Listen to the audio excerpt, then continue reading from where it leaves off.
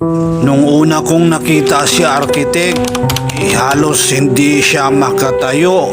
Nakaupo lang siya sa kanyang wheelchair o nakahiga. Kwento niya, nakita daw niya ang video ko, TV Bisaya 1. Yun, napapanood ko yung mga video mo, kaya sabi ko baka ako si Bisaya ka ako ang pag-asa ko. Pinapanood ko si Bisaya. Ah, ganun. Matagal ka nanonood tayo. Hindi pa lang itong umpisa na ko nito. Hindi, nag-ahanap ako. Ah, nagsisearch ka ng therapist? Nakita niya yung Kaya sa dami na napanood ko, sabi ko, parang sa inyo magkano loob ko na Hindi Ah, ganun. marami naman nag-aaral di ba? Pero wala akong tiwala sa inyo.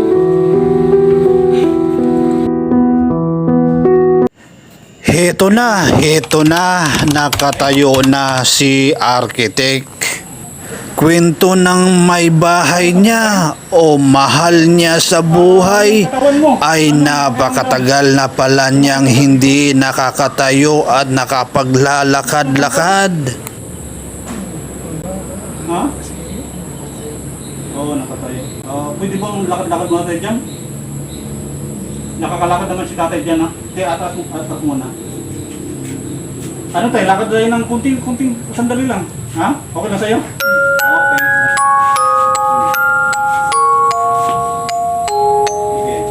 Dandan. Dandan lang. Dandan lang. Dandan lang. Isa. Sige. Dalawa. Sige. Tatlo. Sige. Apat. 5. 6. Okay, dandan lang. Ito. Wala kang tungkol dyan. Ayan, no? Ayun, gusto mong gamitin yan? Ay, hindi. Hindi ka na. Oh. Oh. Oh. Sige. Hakbang lang. Hakbang.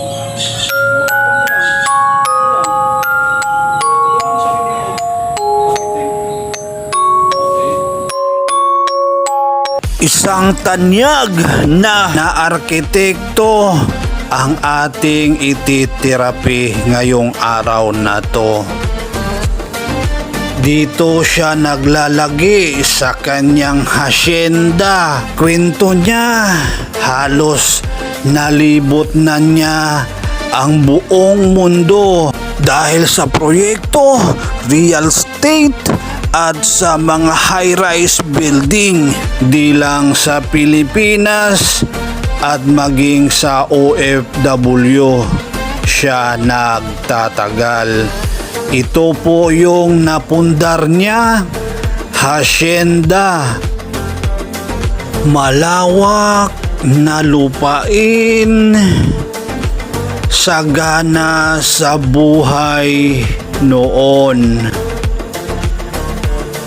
Arkitekto ang kanyang natapos. Ngayon ay hito na siya sa panahon ngayon. May sasakyan pero hindi na niya nagagamit. Isang pick-up at isang motorsiklo at meron pa siyang swimming pool. Kung dati ay masaya silang naliligo dito sa swimming pool na ito, mga barkada, naglaho ang lahat sa panahon ngayon.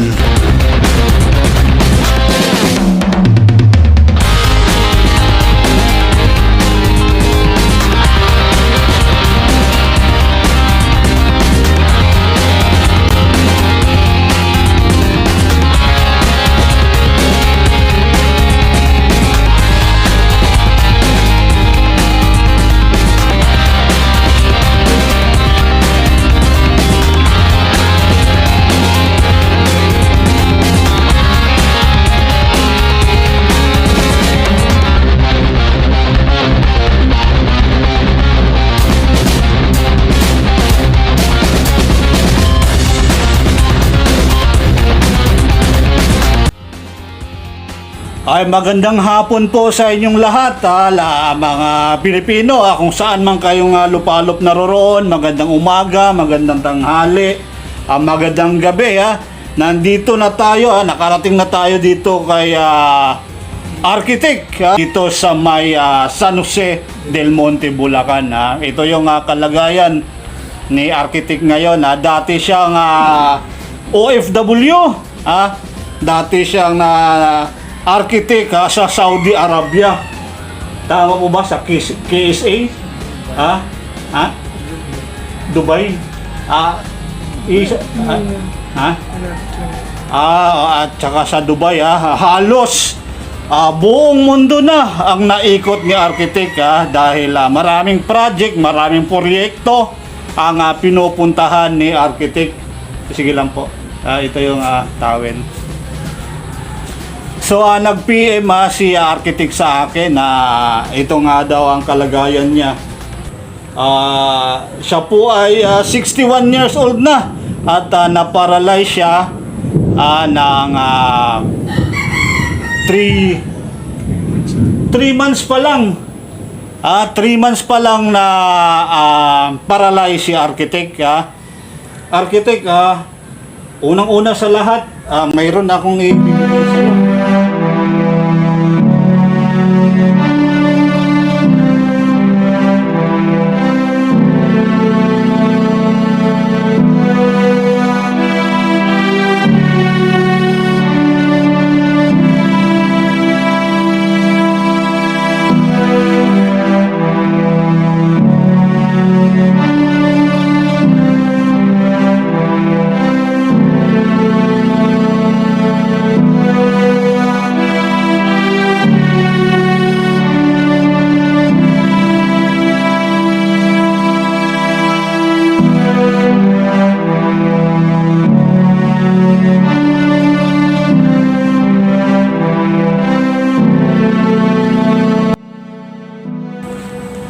Ito ay galing sa puso ko, architect.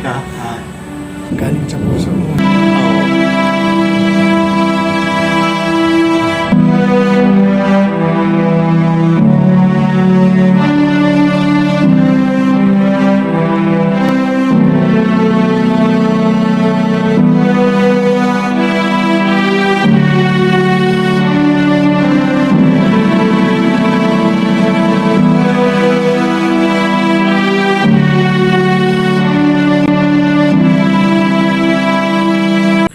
Nawala na yung sa bewang ko at saka yung sa hip ko medyo guminhawa. So, siguro bukas makalawa mawawala na ito.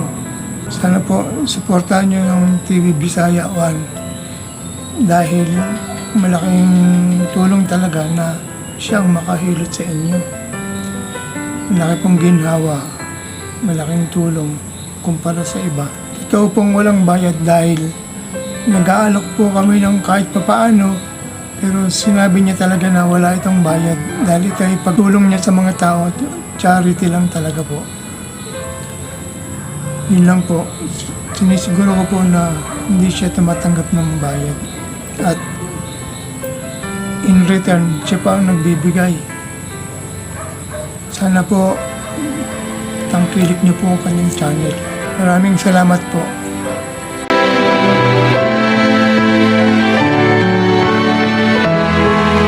Architect, umpisa na natin. Saan banda yung na-paralyze sa'yo? Itong kaliwang bahagi.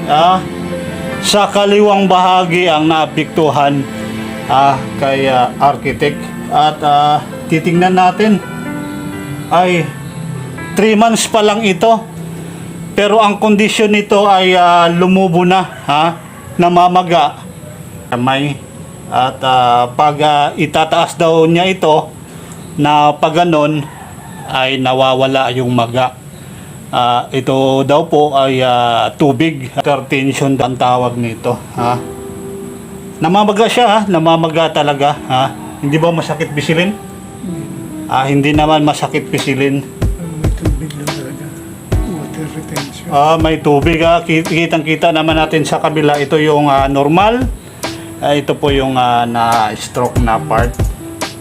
namamaga siya. Namamaga siya talaga.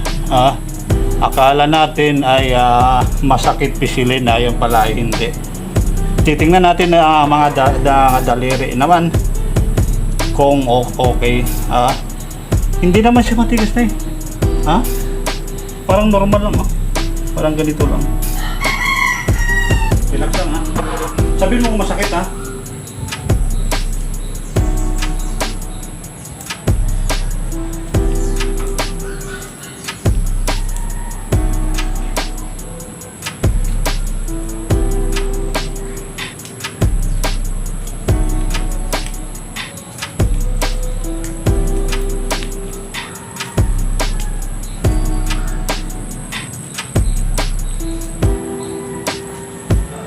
Hindi naman masakit. Pero parang lumubog yung tubig, ano?